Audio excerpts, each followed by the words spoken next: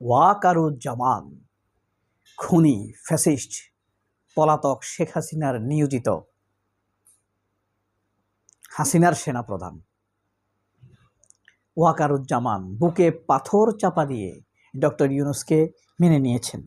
নির্বাচন হয়েছে, ডক্টর ইউনূস সসম্মানে বিদায় নিয়েছেন, তার পাথরও নেমে গেছে। এখন একটা জিনিস খেয়াল করলে দেখবেন, ওয়াকারুজ্জামানের আগের চেহারা আর আগের অর্থাৎ হাসিনা পালানোর পরে 12ই ফেব্রুয়ারি নির্বাচনের আগের ওয়াকারের যে চেহারা ছিল আর ওয়াকারের এখন যে চেহারা, দেখবেন এখন চেহারাটাও একটু পাতলা হয়েছে, মনে হয় যে তাকে নির্ভার লাগতেছে, একটু আরামে আছে। অর্থাৎ তার যে ডিমান্ড ছিল, তার যে বুকে পাথর ছিল, সে যে বুকে পাথর চাপা দিয়ে ইউনূসকে মেনে নিয়েছে, সেই পাথর নেমে গেছে।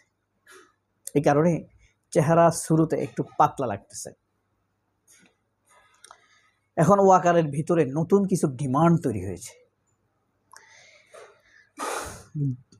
9টি ডিমান্ড আছে তার, 9টি ডিমান্ড আছে। 9টি ডিমান্ড দয়া করে এক এক করে শুনবেন। তার প্রথম ডিমান্ড কি জানেন? ওয়াকারুজ্জামান কিন্তু বাংলাদেশের সেনাবাহিনীর ক্রয় কমিটির চেয়ারম্যান ছিল, প্রধান ছিল। যত ক্রয় হয়েছে তার মাধ্যমে হয়েছে, যত ঘাপলা, এই দায় দায়িত্ব তাকে নিতে হবে।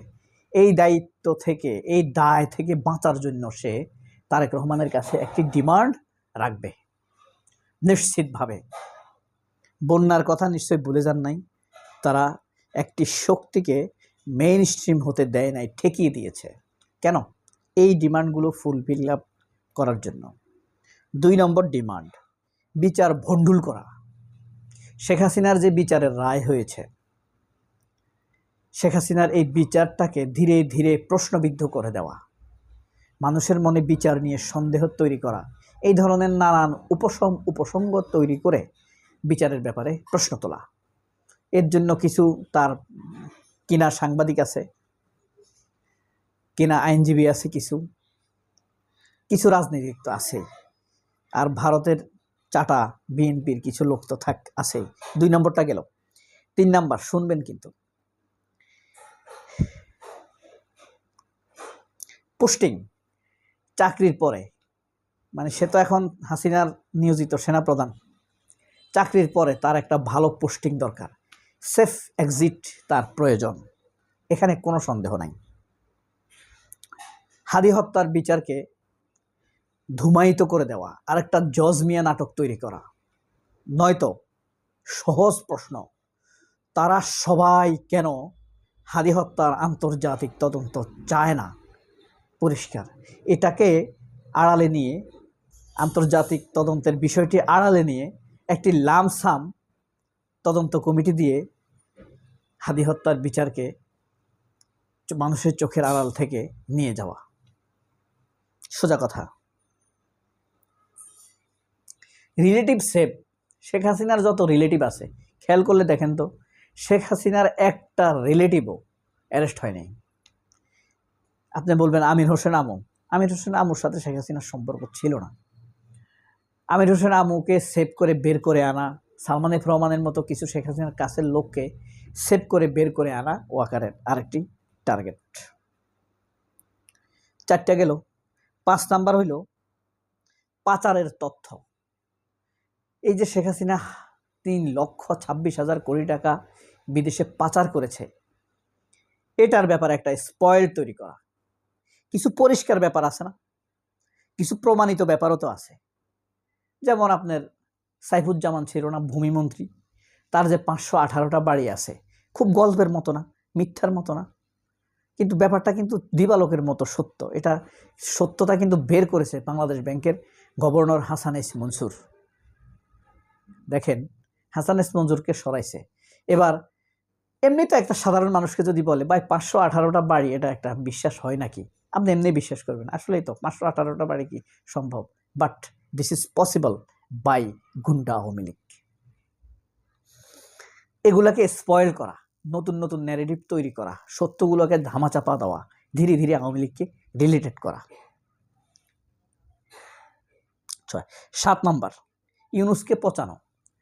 মিথ্যা তথ্য, মিশ্রিত তথ্য, অর্ধ সত্য তথ্য দিয়ে ডক্টর ইউনূসকে এবং ইউনূসের সেই টিমটিকে যারা ভালো কাজ করেছে তাদেরকে পচানোর চেষ্টা করা। যেমন ডক্টর ইউনূসের লোকদের মধ্যে সবচাইতে বেশি ভালো কাজ করেছে ফয়েজ আহমেদ,